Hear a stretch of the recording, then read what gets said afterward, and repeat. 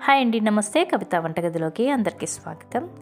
ఈరోజు మన రెసిపీ వచ్చేసి శనగపప్పుతో క్రిస్పీగా, టేస్టీగా, కారంగా ఒక మంచి స్నాక్ ఐటెం తయారు చేద్దామండి.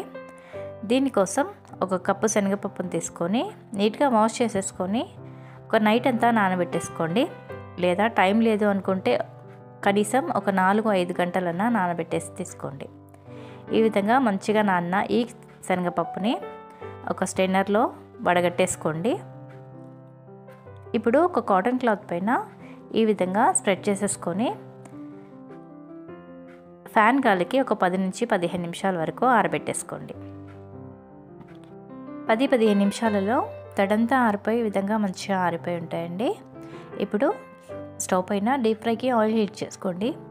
ఆయిల్ బాగా హీట్ అయ్యాక ఈ విధంగా కొద్దిగా వేసుకుంటూ మనం తీసుకున్న ఆయిల్కి తగ్గట్టుగా మరీ ఎక్కువగా కాకుండా కొద్దిగా వేసుకోండి. స్టవ్ని మీడియం ఫ్లేమ్లో పెట్టుకొని అటు ఇటు తిప్పుతూ ఫ్రై చేసుకోండి. కొద్దిసేపటికి ఈ విధంగా ఆయిల్లో బుడగలన్నీ తగ్గిపోతాయండి. క్రిస్పీగా పప్పు కూడా క్రిస్పీగా తయారవుతుంది. మరి కలర్ ఎక్కువగా చేంజ్ అవ్వాల్సిన అవసరం లేదండి. లైట్గా ఈ విధంగా కలర్ చేంజ్ అవ్వగానే తీసేసుకోండి. ఇలా అన్నిటినీ ఫ్రై చేసేసుకొని ఒక మిక్సింగ్ బౌల్లోకి వేసుకొని వేడిగా ఉన్నప్పుడే ఒక స్పూన్ కారం, హాఫ్ స్పూన్ సాల్ట్, అలాగే కొద్దిగా గరం మసాలా వేసుకొని ఈ విధంగా మంచిగా మిక్స్ చేసేసుకోండి. అంతే అండి, క్రిస్పీగా టేస్టీగా ఉండే కారం శనగపప్పు రెడీ అయిపోయినట్లే అండి.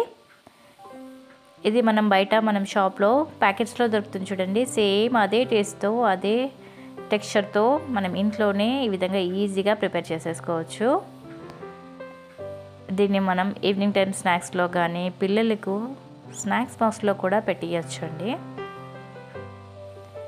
ప్రాసెస్ కూడా చాలా ఈజీగా ఉంటుంది. అందరూ ఎవరైనా చేసుకోగలుగుతారు. ఈ వీడియో మీకు యూస్ఫుల్గా ఉంది అనుకుంటే please like, share and subscribe my channel for more videos. Thanks for watching.